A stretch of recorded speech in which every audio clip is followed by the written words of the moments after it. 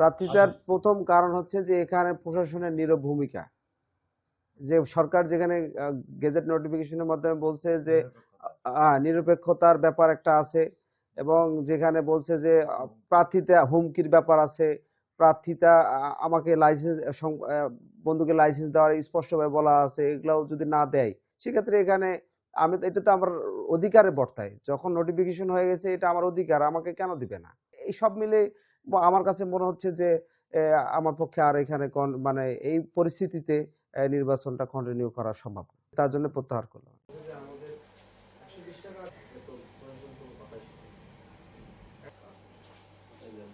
কেমন পাচ্ছেন